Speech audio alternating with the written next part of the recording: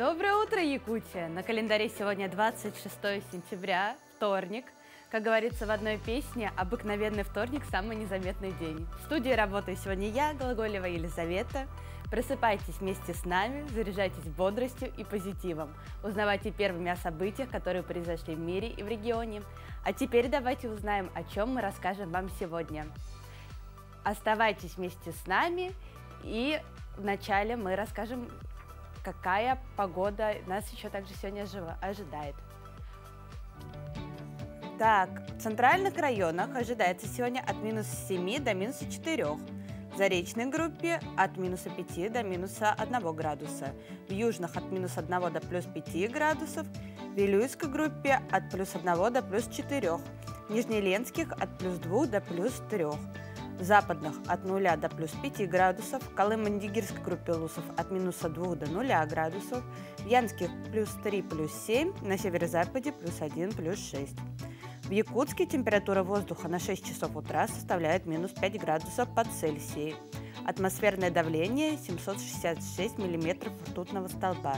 Ветер юго-западный 1 метр в секунду. Температура днем в Якутске плюс 10, плюс 12 градусов по Цельсию.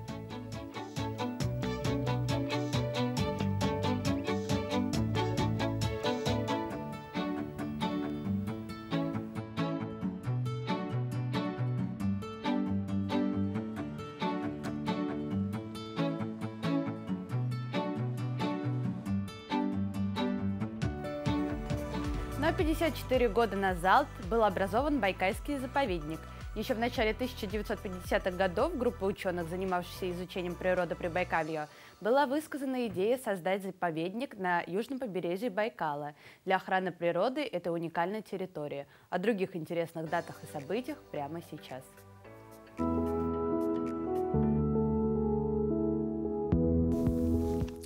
На календаре 26 сентября. Сегодня отмечают Международный день борьбы за полную ликвидацию ядерного оружия.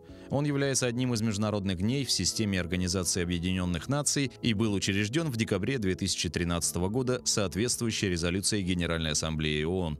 Главная цель установления этой даты – привлечение внимания мирового сообщества к необходимости глобального ядерного разоружения и информирование общественности о преимуществах ликвидации ядерного оружия.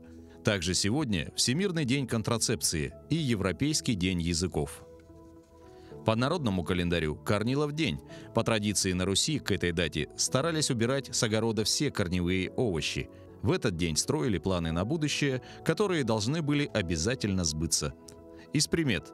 Если сегодня показалась красная луна, то погода будет ветреной. Дождь обещал хороший урожай в следующем году. События в этот день. В 1530 году в этот день основан город Чебоксары, ныне столица Чувашии. 26 сентября состоялось венчание царевича Павла I и Марии Федоровны. В 1869 году в этот день открылся военно-исторический музей Черноморского флота. В 1887 году, 26 сентября, Эмиль Берлинер запатентовал граммофон. В 1969 году в этот день вышел последний студийный альбом группы Beatles «Abbey Road». Также в этом году был образован Байкальский заповедник. В 1981 году состоялся первый полет авиалайнера Boeing 767. В 1993 году в Краснодаре открылся памятник-бюст Илье Репину. В 2016 году состоялся первый полет дрона без аккумулятора. В 2017 году в Саудовской Аравии женщинам разрешили управлять автомобилем. В этот день родились 1849 Иван Павлов, русский физиолог, первый в Российской империи Нобелевский лауреат. 1871 Иван Поддубный, российский борец, атлет, заслуженный артист РСФСР и заслуженный мастер спорта. Именины сегодня у Степана, Юлиана, Петра, Николая, Лукьяна, Корнилия, а также у Ильи и Александра. Но в поселке Зырянка открыли торгово-логистический центр. До 2025 года по поручению главы республики в арктических районах Якутии будут открыты 13 таких торгово-логистических центров для завоза и хранения продовольственных товаров, а также с функциями заготовки и переработки. Более подробно об этой теме мы сегодня поговорим с Михаилом Погадаевым, заместителем министра по развитию Арктики и делам народов Севера в Республике Саха-Якутия. Доброе утро! Доброе утро! Расскажите, какое значение имеет открытие данного центра для арктических районов? Ну, нужно здесь отметить, что, как вы сказали, по поручению главы Республики Саха-Якутия Александра Сергеевича Николаева создается сеть торгово-логистических центров во всех арктических районах. Это производится на средства федерального бюджета по программе государственной поддержки традиционной хозяйственной деятельности коренных и малочисленных народов Севера.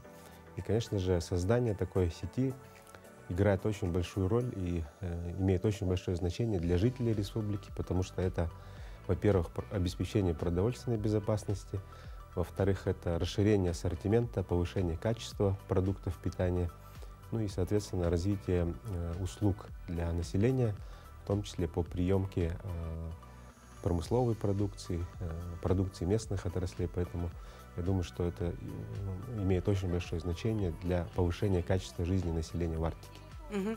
А скажите, пожалуйста, всем, мне кажется, интересно, продукты-то подешевеют наконец-то на севере или нет?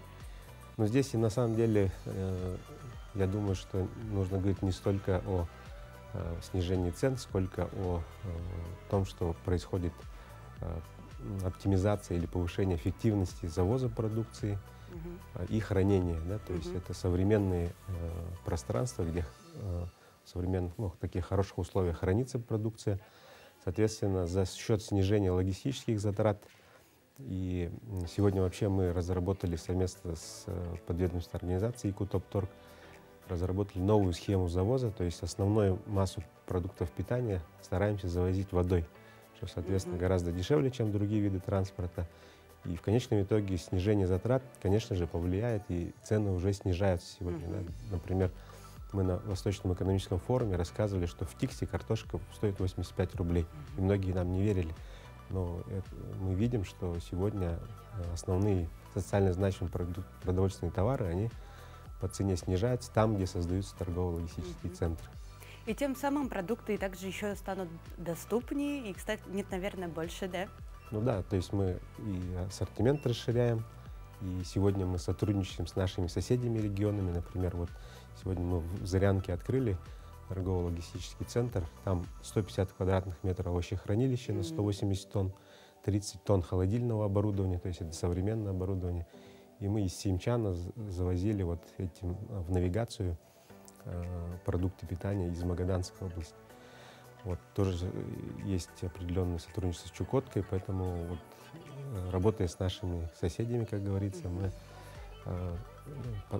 разрабатывая новые подходы к обеспечению продовольственными товарами, мы видим, что и ассортимент у нас расширяется, и цены снижаются, и качество повышается, самое главное, потому что если раньше все завозилось мелкими партиями, потому что не было места хранения, сегодня это больший объем, то есть жители могут быть обеспечены до открытия автозимника необходимыми товарами. А сколько таких центров еще планируется вообще по республике открыться? Мы вот открыли в Зырянке 6-й торгово-логистический центр, 3-й Колымский. И планируется еще 7 торгово-логистических центров. В этом году мы открываем в Жиганске, в Тиксе. В следующем году это Батагай и Хону. А в 2025 году еще 3. Это Батагай, Лыта, Оленек и Чокурдах. Хорошо. И что касается водофактории, каждый человек сможет реализовывать свою продукцию, да? Ну да, вот то есть замысел в том, чтобы, создав такой каркас в виде сети торгово-логистических центров, мы также планируем создать сеть факторий, где жители Арктики смогут сдавать свою продукцию. Это могут быть дикоросы, рыба, мясо, пушнина там и так далее. То есть это и обеспечение увеличения доходов населения, с одной стороны. С другой стороны, это развитие местной экономики, то есть создание рабочих мест. И тем самым людям, которые живут в Арктике, им не надо будет, то есть, самостоятельно искать, куда сбывать свою продукцию. Будут пункты приема этой продукции. То есть это также повлияет на увеличение доходов местного населения. А как предприниматели смогут это сделать, реализовать? Ну вот я говорю о том, что будут созданы пункты приемки, то есть по нашему, так скажем, плану, который мы уже обсуждаем и с федеральными органами власти, мы сможем создать такую сеть факторий. И в любой пункт человек может прийти и сдать свою продукцию и получить либо в виде денежных средств, либо в виде продуктов питания. Я считаю, что это очень удобно и очень комфортно для людей. Также смогут продукты завозить с Якутска, да, и из других соседних стран. Откуда вы собираете, стран, городов, из каких городов вы собираетесь завозить? Ну, у нас, как я сказал, вот новая схема завоза. У нас уже был опыт завоза посредством Северно-морского пути. То есть мы завозили из центральных регионов продукты питания. То есть это тоже влияет и на цену, и на качество продукции. Вот. Ну, соответственно, конечно же, из города Якутска судами нашей компании «Якутопторг» доставляются продукты питания вот, по всем нашим арктическим районам. И вот я уже еще раз повторюсь, что вот эта новая схема завоза, она предполагает использование водного транспорта в преимуществе, потому что водный транспорт, он гораздо дешевле по сравнению там, с автотранспортом или тем более авиационным транспортом. Тем не менее, мы будем продолжать использовать и малую авиацию для завоза, допустим, свежих овощей и фруктов, да, в арктические районы, потому что это очень важно для населения, иметь вот возможность на столе иметь свежие овощи, фрукты. Поэтому вот все эти подходы, все эти вот, очень много деталей, да, потому что, сами понимаете, завоз в арктический район, он очень сложен. И в связи с климатическими условиями, с природными условиями, поэтому местами у нас наблюдается отсутствие авиаплощадок, транспортной инфраструктуры, поэтому все это очень затруднено.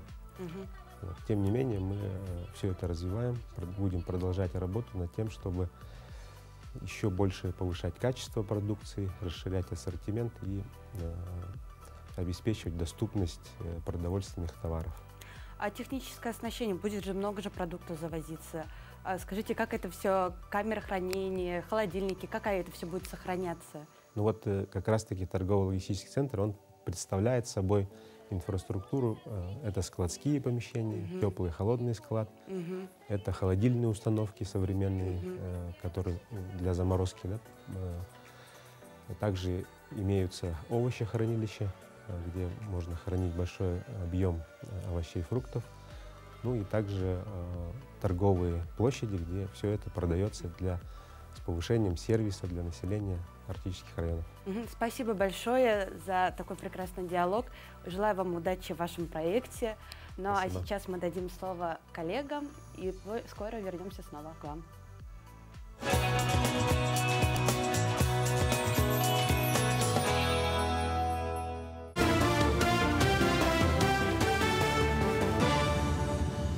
Доброе утро, Якутия. Последние новости к этому часу. Состоялось первое заседание 7-го созыва Илтумена. В ходе сентябрьских выборов было избрано 70 народных депутатов, где 33 работали в прошлом созыве, а 37 вновь избранные. Председателем Государственного собрания вновь избран народный депутат от партии «Единая Россия» Алексей Еремеев. За него проголосовал 61 парламентарий из 68. Также избраны новые заместители председателя парламента Якутии. Отметим, что в новом созыве будет 3 должности заместителя председателя, помимо первого вице-спикера. Так, народные депутаты отдали свои голоса за представителей партии «Единая Россия» Юрия Николаева, Александра Подголова и Афанасия Владимирова. Заместитель, который будет возглавлять комитет по государственному строительству и законодательству, это самый ведущий комитет нашего государственного собрания Илтумен. Второй заместитель будет возглавлять комитет по бюджету, финансам, налоговой и ценовой политике, вопросам собственности и приватизации. Ну и третий заместитель, предполагается, что он будет возглавлять новый комитет, который стоит на повестке дня сегодня. Это по делам военнослужащих, ветеранов боевых действий, вопросам патриотического воспитания и делам общественных организаций. Пенсии неработающим пенсионерам в России в будущем году проиндексируют на 7,5%. Индексация произойдет по уровню инфляции, заложенному в МАК-прогнозе Минэкономики. Средний размер страховой выплаты по старости у неработающих пенсионеров составит 23 400 рублей. Возвращение памятника Ленину на свое законное место на одноименной площади Якутска, несомненно, можно считать одним из самых ожидаемых событий этого года. Вот уже 55 лет простоял монумент в условиях вечной мерзлоты. Потребность в реставрации возникла в 2016 году, когда памятник немного накренился вперед. Были проведены исследования, сформирован план работ, выделены средства, и в июле прошлого года началась первая полная реставрация. На данный момент памятник Ленину очистили пескоструем, тем самым вернув ему его изначальный бронзовый цвет. Далее его ждет восковая обработка. Большая часть реставрационных работ была выполнена. Монумент планируют поставить 4 ноября. В ходе разработки, проведения работ выяснилось, что с плитами определенная проблема, потому что по проекту должны были аналогичные плиты, должны быть выкуплены, но их сейчас уже нету. Соответственно, было такое проектное решение, принято, что под Ленина постаментом сохранить старые сваи, то есть подобрать, которые по бокам были и так далее. Вот эту всю зиму подрядчик, они проводили эту работу, и, соответственно, сейчас уже ясно, какие плиты применить самому по постаменту. Вот сейчас работа по цементированию идет, после этого уже начнется установка вот этих старых гранитов, плит. Программа поддержки местных инициатив очень хорошо показала себя и в Алекминском районе. Село Солянка в программе поддержки местных инициатив участвует с 2019 года, и за это время здесь реализовали 2 проекта. Возведение детской игровой площадки в селе и обустройство фасада и ограждения сельского дома культуры Варварина Горка. Также у жителей есть желание и задумки еще на несколько проектов, с которыми они обязательно будут участвовать в программе поддержки местных инициатив. Благодаря этой программе мы, жители села, выбирая приоритетный проект, имеем возможность проявить себя в решении местных проблем. Мы и дальше будем участвовать в этой программе, так как нерешенных проблем в нашем селе много. Большое спасибо программе поддержки местных инициатив.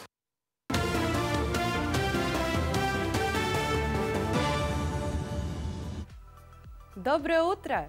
Осенняя зарядка помогает проснуться твоему организму, поскольку после нее кровь начинает циркулировать более интенсивно, питает кислородом все клетки тела, что в свою очередь дарит энергию, бодрость и хорошее настроение на весь день.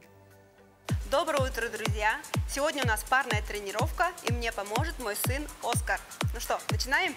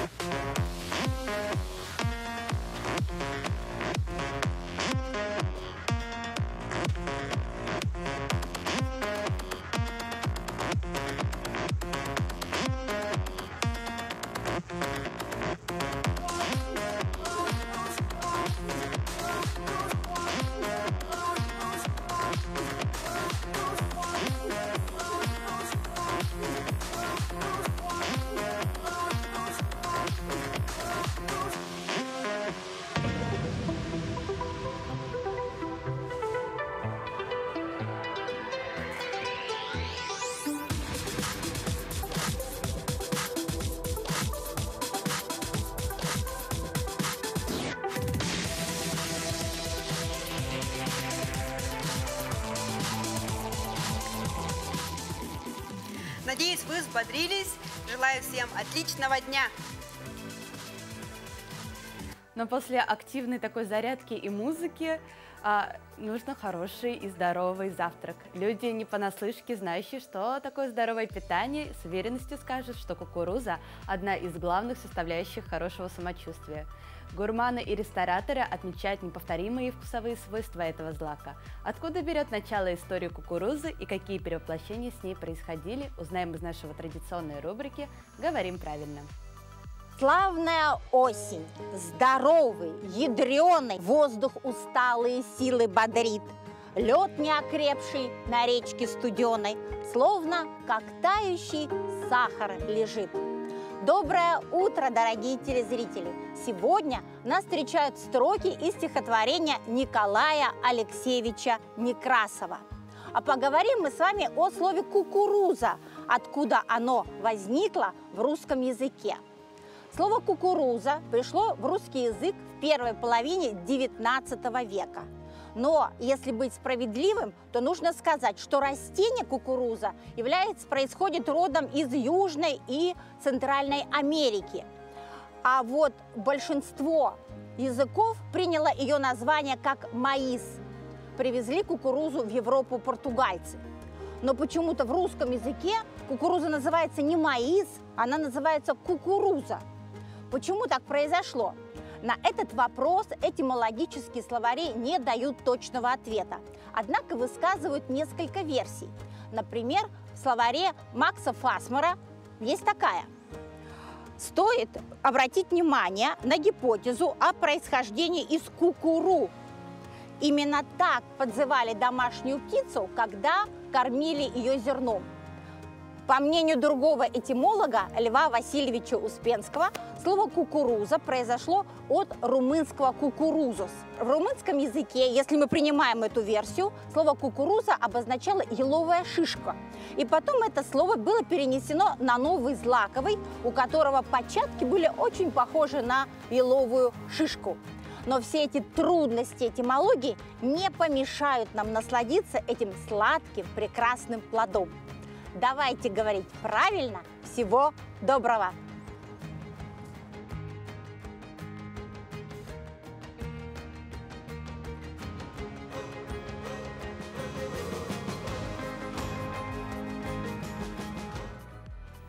Сегодня на нашей книжной полке интересная книга «Вафельное сердце». Литературный дебют молодой норвежской писательницы Марии Пар.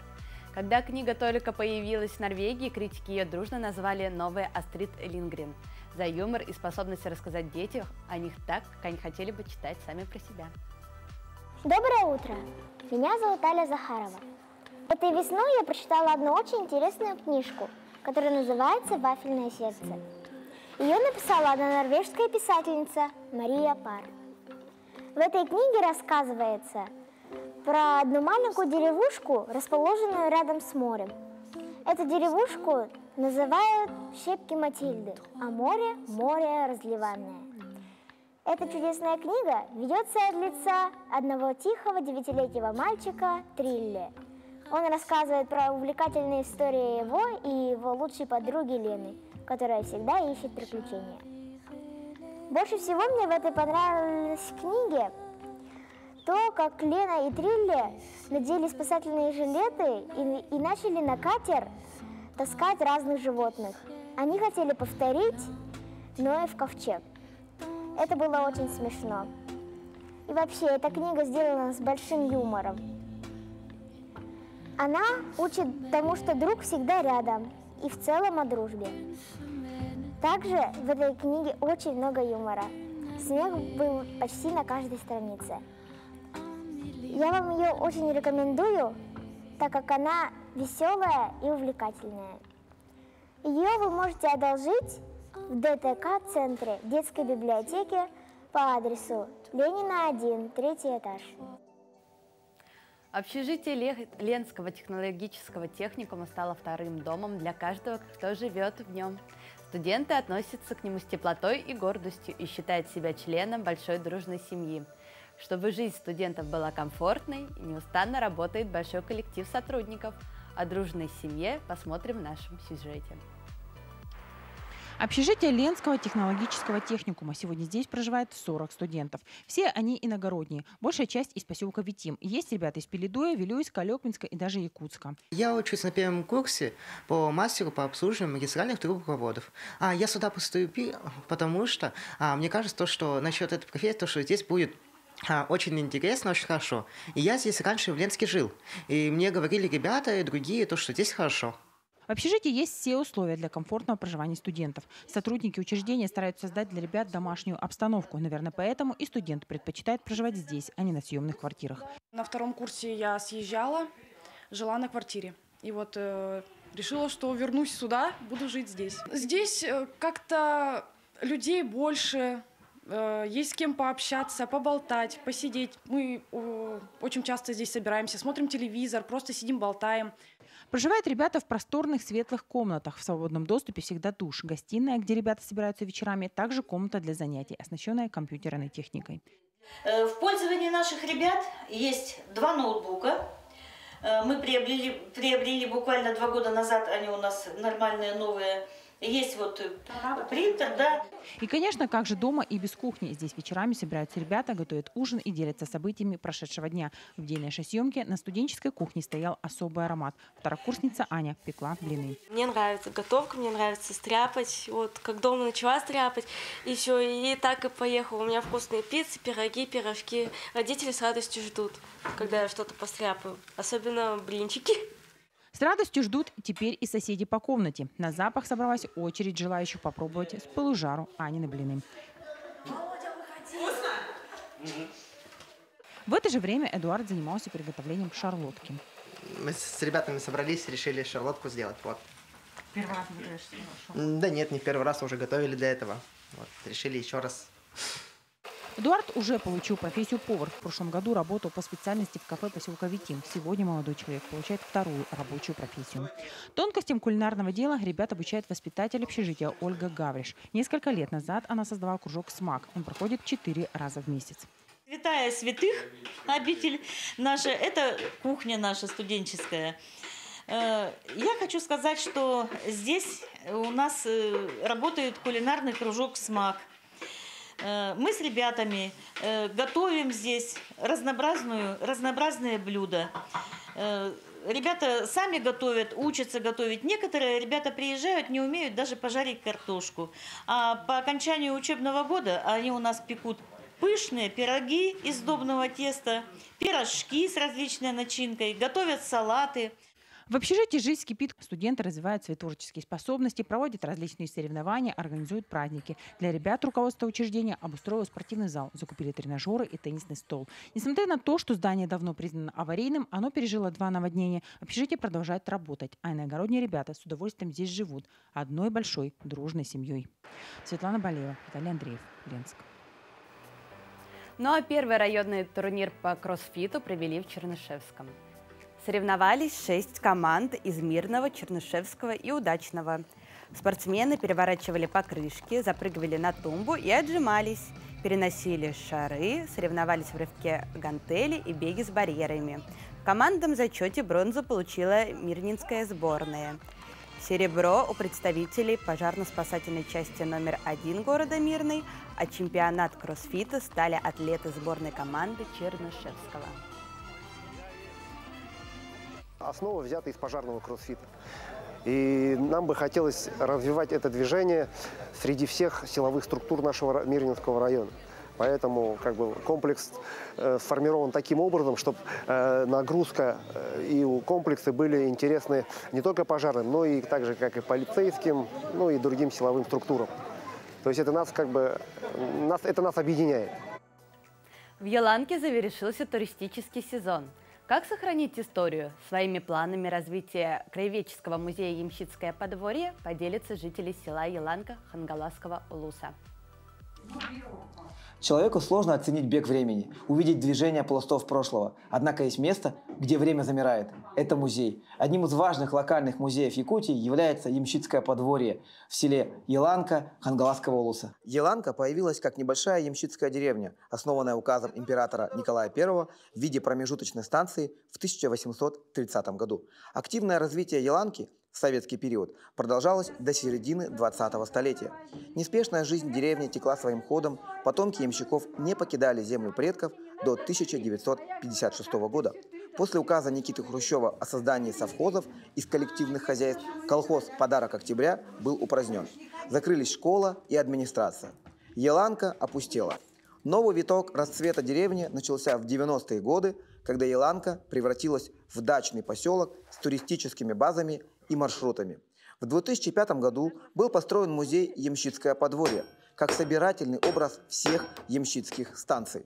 Проект был создан потомком основателей деревни Анатолием Дмитриевичем Соколовым. То, что вы здесь видите, это все изготовлено своими нашими руками. И вот это все пропадало. Вот у меня пришла мысль, как же, надо делать музей. Получилось так, что я сам запроектировал, ходил по инстанциям, все-таки добился, ходил в правительство, я там выбил где-то порядка 3 миллионов рублей, нашли подрядчика и построили вот этот музей. Так что я вот создатель этого музея. Музей имел светлые перспективы и богатый фонд, бережно собранный со всей деревни. К сожалению, в 2007 году музей остался бесхозным. Долгое время ямщицкое подворье оформляли в собственность. И вот уже 2 года музей восстанавливается и ждет гостей. Планов у нас по восстановлению музея очень много. То есть необходимо сделать ремонт, чуть-чуть обновить экспонаты. Но самое главное — это вот эта территория. То есть здесь мы хотим восстановить мельницу, поставить памятников. Вот мы находимся на улице братьев Соколовых. То есть есть очень хорошая, можно так сказать, не история, а история уже. То есть 4 братья Соколовых, которые за одним орудием прошли от Москвы до Берлина и вернулись обратно. И кроме вот здесь вот историческое место, которое мы будем постепенно восстанавливать, чтобы это было единым этнокультурным комплексом. Работа по восстановлению музея идет полным ходом. Александр вместе с неравнодушными жителями деревни участвует в грантовых конкурсах и сотрудничает с общественной организацией «Потомки государевых ямщиков». Сегодня этот исторический музей готов погрузить посетителей в далекое прошлое, в мир государевых ямщиков. Максим Эверстов, Михаил Соловьев, медиацентр Национальной библиотеки Республики Саха-Якутия. В Якутске на сцене Русского драмтеатра имени Пушкина стартовала программа больших гастролей Амурского областного театра драмы. С гастролями в Якутию театр приезжает 2-й раз. В 2018 году творческая труппа показала 6 спектаклей. О том, какая программа ожидает зрителей в этом году, узнала Марфирина Алексеева. Открывает программу великолепная комедия «Слуга двух господ», написанная знаменитым итальянским драматургом и писателем Карло Гальдини. Но тут же хвостик есть? Значит, точно мой. Это история о ловком слуге Труфальдино, который ради денег работает сразу на 2 господ. Характер игривый. Это слуга, который пристроился к 2 хозяевам, хочет получать 2 жалования, 2 кормежки, вечно голодный, влюбчивый, за каждой юбкой волочится. Очень изобретательный при этом, очень изобретательный. В этот раз программа составлена таким образом, чтобы зрители смогли легко переместиться из солнечной Италии в не менее солнечный древний узбекский город Бухару, окунуться в жизнь английского клерка, побывать во французском особняке и насладиться яркими красками российской глубинки времен драматурга Александра Островского, а также проникновенная сага о любви Ромео и Джульетта с эксклюзивными сценическими решениями. Стоит отметить, что все декорации родные привезены из Амурского театра 2 фурами. Это несколько больших кубов, на которых происходит все действие и на которых умирает Джульетта и Ромео. Прием сценографический очень интересный. Надо прийти просто и увидеть это. Я такого Ромео и Джульетты не видала. И там еще принцесса снов, принцесса Мэй, потому что наш главный режиссер, когда собирался ставить эту постановку, он перечитал несколько переводов оригинала. И некоторые персонажи, которые не входили потом в фильм куда-то, вот у нас в театральном проекте есть. Не забыли и о самых юных зрителях. Для детей и семейного просмотра амурские артисты привезли 2 ярких спектакля «Тайна Лебединого озера» и «Щелкунчик». «Лебединое озеро». История просто раскрывается немного более современно, что ли. Ну, не то, что современно, а она просто немножко, как дети любят, такая компьютерная в стилистике таких компьютерных игр, экшен-игр она создана. Я думаю, понравится детям. Почему? Должны посмотреть. По крайней мере, амурские дети обожают, по несколько раз ходят. Это такие достаточно топовые спектакли в детском репертуаре нашего театра. Порадует якутского зрителя и похождения Ходжина Средина. Это веселый музыкальный спектакль рассказывает о последней любви мудрого и неунывающего героя восточного фольклора. Гастроли Амурского театра продлятся до 1 октября. При покупке билетов действует пушкинская карта. Марферина Алексеева, Владимир Павлов, Якутск. Ну а Государственный театр оперы и балета открывает 53-й театральный сезон. Зрители ждут незабываемые вечера с завораживающими спектаклями, талантливыми актерами и уникальными историями, которые перенесут вас в удивительный мир. 30 сентября Государственный театр оперы и балета приглашает на оперу в 2 действиях сибирского цирюльника Россини. И сегодня у нас в гостях Юрий Байшев, народный артист Республики Саха-Якутия, и Людмила Кузьмина, лауреат 1-й степени премии международного конкурса в Италии имени Франчи и международного конкурса вокалистов имени Валентина Левко, города Москва. Доброе утро. Доброе утро. Рада вас видеть и рада с вами лично познакомиться. Юрий, расскажите, пожалуйста, как вы стали солистом оперы? Ну, легче сказать, что, наверное, как дошел до жизни такой, наверное, да? Ну, я скажу потихоньку. Потихоньку? День за днем, каждый день, как по кирпичку собираешь свой материал музыкальный, голосовой материал и становишься солистом. Ну, а как пение вы начали заниматься с детства или как-то в студенчестве? Ну, в детстве особенно не пел, ну, только одну песню там про орленка пел и все. А так где-то, ну, все началось с детской музыкальной школы. Я закончил по классу аккордеона Тюнгулинской средней музыкальной школы, и вот с тех пор я в музыке. Угу. А ваша семья, родные, талант же откуда же появился? Да, конечно. У меня родная тетя Альбина Борисова, народная артистка России. Я горжусь. Ну, это здорово, вы пошли по им линии, да. А какие вам спектакли запомнились больше всего? Ну, как больше всего я не могу такого выделить. Но где я больше выдался, больше вложился, вот эти и запоминаются. Ну, «Сивильский цирюльник», конечно, я там выдаюсь, выкладываюсь. Это классный такой фееричный спектакль, там очень быстрые темпы, фантастические мелодии, вот так как-то. Но вы же побывали в множестве разных стран, в Японии, Монголии, Китае.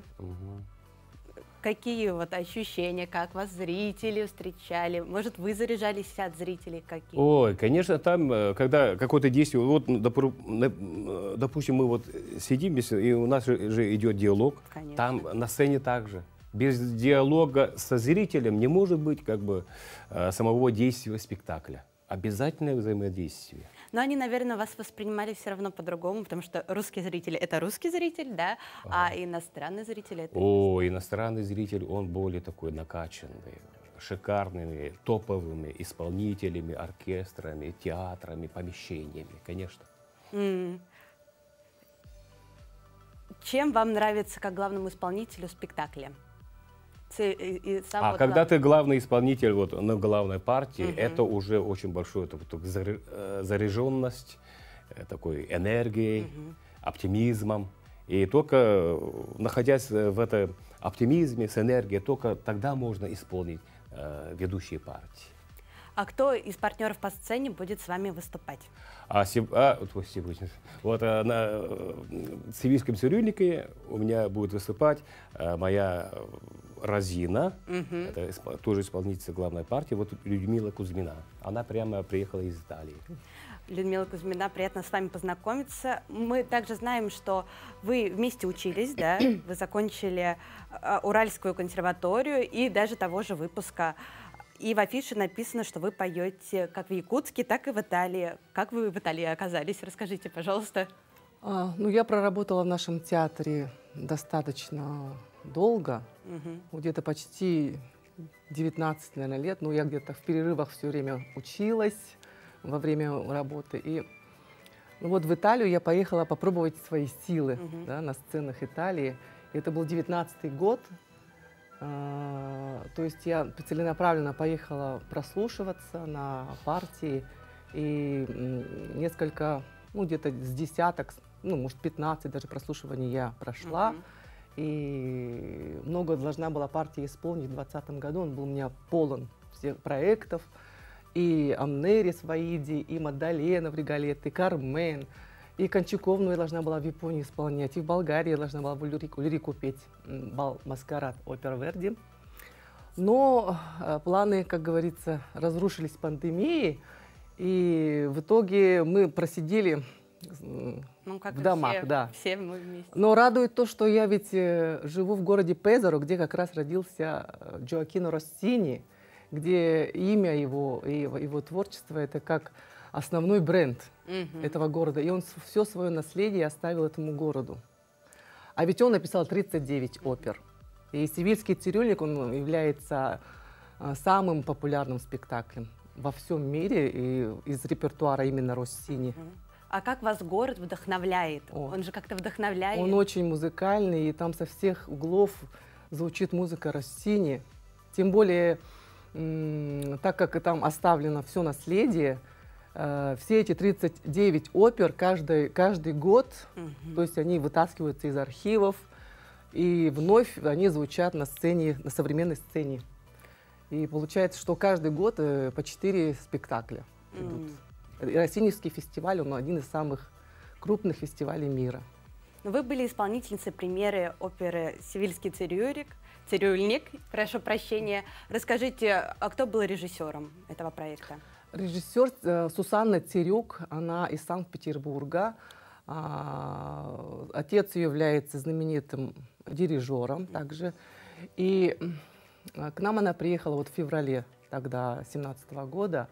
Ее решение спектакля — это, значит, такой вот очень красочный, динамичный, в ярких цветах, очень у нас красивые костюмы. И есть еще такая вот особенность, что она использовала очень активно наш балет. И все вот эти наши сцены сопровождаются вот сценами балетными, что очень украшает спектакль. А чем эта опера интересна для зрителей, по вашему мнению? Ну, музыка Россини — это вообще как шампанское, да? Он же родился в 1992 году, в 792 году, как раз через год после смерти Моцарта. И есть такое поверье, что вот душа Моцарта жизнерадостная, она переселилась в Россини, и вот эта вот радость жизни, она продолжилась в творчестве Россини. Это действительно так. Когда ты слушаешь музыку Россини, ты сразу приходишь вот в хорошее настроение. Есть такое, как бы на каком-то клеточном уровне это все происходит. А вы как считаете, ваше мнение? Ой, ну, я сколько раз исполнял вот эту партию, и до сих пор радуюсь, до сих пор открываю что-то новое. Допустим, там увертюра начинает тара-та-тара, тара-та-тара, тара-та-тара, тара-та-тара, тара-та-тара. Что еще можно говорить об этом? Словами как бы особо-то не передашь. Вот поэтому мы стараемся передать музыкой и голосами, пением. Обязательно приходите, получите удовольствие. Вот у вас открывается новый сезон, да, 53-й сезон. И какие у вас планы на этот сезон? Что вы покажете зрителям? И какую радость, какие эмоции вы принесете зрителям? В ноябре месяце будет целый фестиваль оперный. Там включены наши разные спектакли, текущие спектакли, если будет интересно, будут приезжие. Очень интересно будет на них посмотреть, послушать. Приходите в наш театр, смотрите, наслаждайтесь. Билеты-то уже кончаются, поэтому надо торопиться. Надо успевать быстрее, тогда торопиться. Спасибо вам большое за такую интересную беседу, даже за небольшое исполнение. Я думаю, зрители очень сильно обрадовались и немножечко вдохновились, сразу побегут покупать все билеты, докупать, которые остались. Но мы дадим слово нашим коллегам и далее встретимся снова с вами в эфире.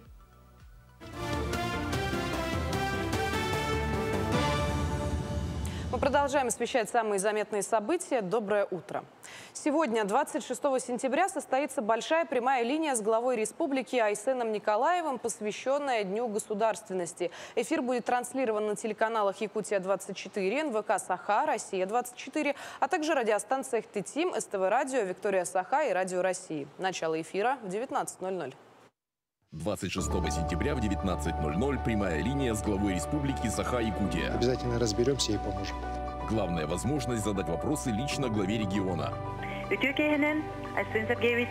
прямом эфире телеканалов НВК Саха, Якутия-24, Россия-24, Радио ТТИМ, Радио России, Виктория Саха, СТВ-радио и в социальных сетях Айсена Николаева. И Россия, и наша республика развиваются. Вопросы заранее можно отправить на сайт «Столетие Якутии» и в чат-бот Telegram. Вопрос главе Якутии, _бот. Жители села Хатаса с нетерпением ждут окончания строительства большого спортивного комплекса. Здание строится к международным играм «Дети Азии», готовность составляет 75%. На объекте подключено отопление, идут сварочные работы по сантехнике, заканчивают проведение электрики. Общая площадь спортивного комплекса охватывает 14 тысяч квадратных метров. Здесь школьники будут заниматься баскетболом, волейболом, лыжами. На втором этаже будет борцовский зал. Ну а на площадке бригады сейчас делают беговой стадион длиной в 200 метров. Начало строительства было позапрошлом году. Первый этап был установки свай. Сваи отстоялись год. И с прошлого года мы начали уже непосредственно приступили ко всем работам по установке каркаса и вертикальной планировке, благоустройства территории. Сдачу планируем к ноябрю месяцу, как по контракту. Остались работы по укладке асфальта. В ближайшие дни будем асфальтировать проезды и парковки. По внутренним работам остались малярные работы. Подачу газа по улице Очиченко приостановят в связи с плановыми работами по ликвидации дефицита газа сегодня, 26 сентября, с 8 утра до 17:00. По словам начальника службы эксплуатации и ремонта УГРС Андрея Гусева, Переврезка решит вопрос с существующим дефицитом газа в данном районе и позволит подключить новых абонентов. Специалисты просят горожан и гостей столицы республики с пониманием отнестись к предстоящим временным неудобствам. Роспотребнадзор в этом году заявил о расширении территории распространения клещевого энцефалита в регионах, для которых эта инфекция прежде не являлась типичной.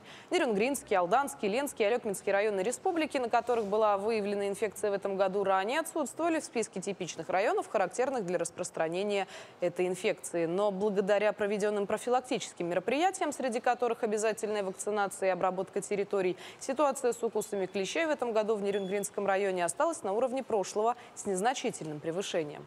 Прививочная кампания в этом году прошла относительно спокойно, в той части, что среди запланированных лиц, которые подлежали обязательной вакцинации, это работники, работающие на открытых территориях, были вакцинированы практически все граждане.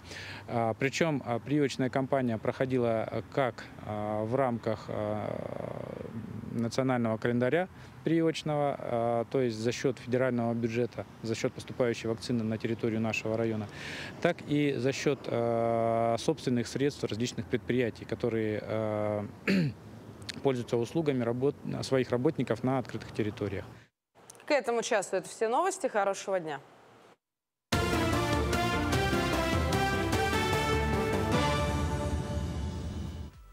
Ну а мы в эфире «Утро Якутии». 12 тысяч мотоциклистов приняли участие в осеннем фестивале в честь закрытия сезона 2023 года в Москве.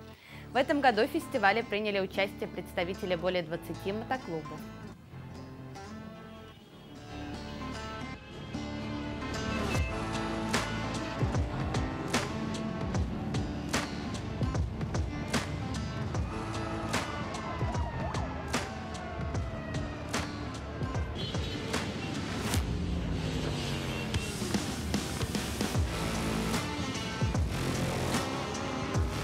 Сегодня замечательный праздник для всех мотоциклистов Москвы, я думаю, и Московской области. Это наш уже традиционный посвященный закрытию мотосезона такая встреча мотоциклистов. Более 20 клубов принимают участие. В Москве на сегодняшний день более 100 тысяч мотоциклистов, и каждый год примерно на 10-15% количество людей любителей езды на мотоциклах растет. Это замечательная вещь, в общем-то. И желаю, чтобы вот это прибавление, оно было постоянным. Ну и, конечно, всем безопасных дорог. Всего участники преодолели 31 километр. Организаторы также подготовили для мотоциклов и посетителей фестиваля спортивную и развлекательную программу.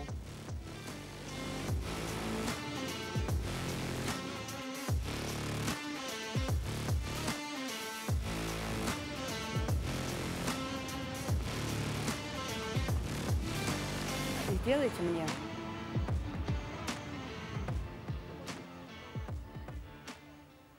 В узбекском городе Коканде прошел второй международный фестиваль народно-прикладного искусства, в котором приняли участие более 1000 ремесленников из 14 регионов Узбекистана.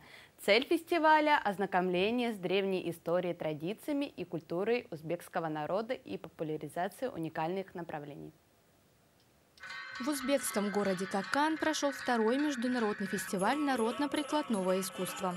В нем приняли участие ремесленники Самаркандской, Бухарской, Хивинской, Маргеланской и других школ резьбы по дереву, ковроткачества, гончарного искусства, ювелирного дела, росписи керамической посуды, пошива национальной одежды и других ремесел и миниатюр.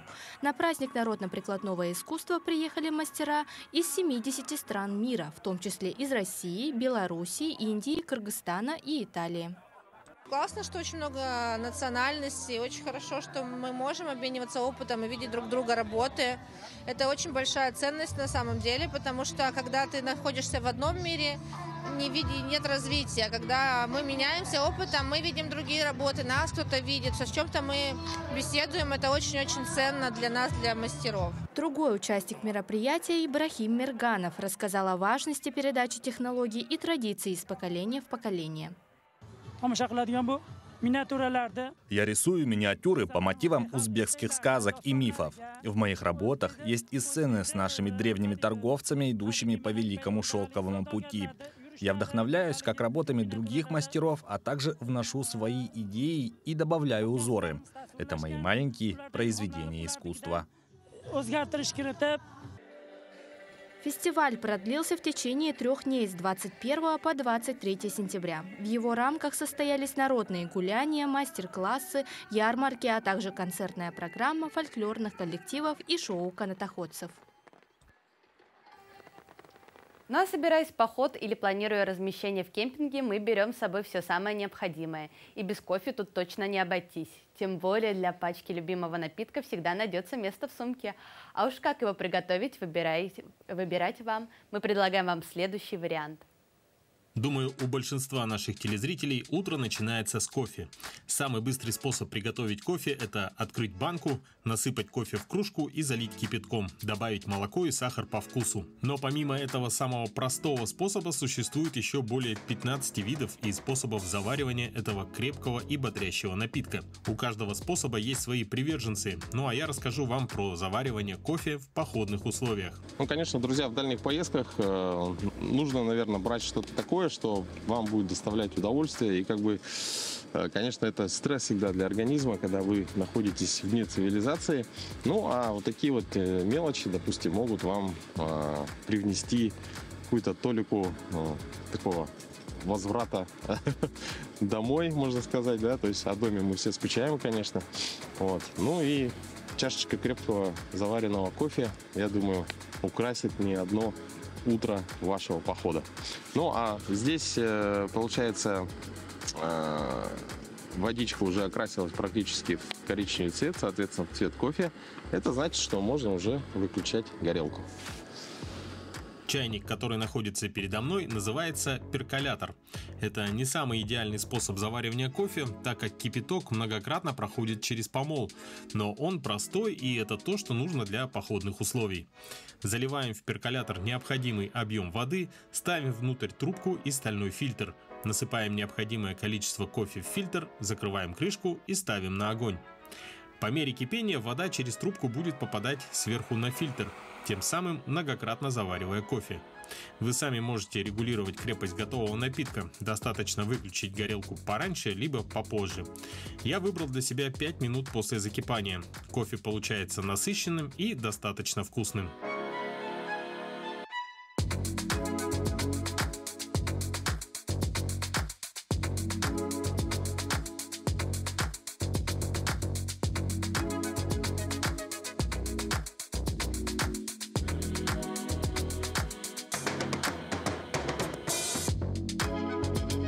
Неважно, встречаете ли вы утро Якутии на природе или дома, самое главное – это гармония с собой и бодрое начало дня.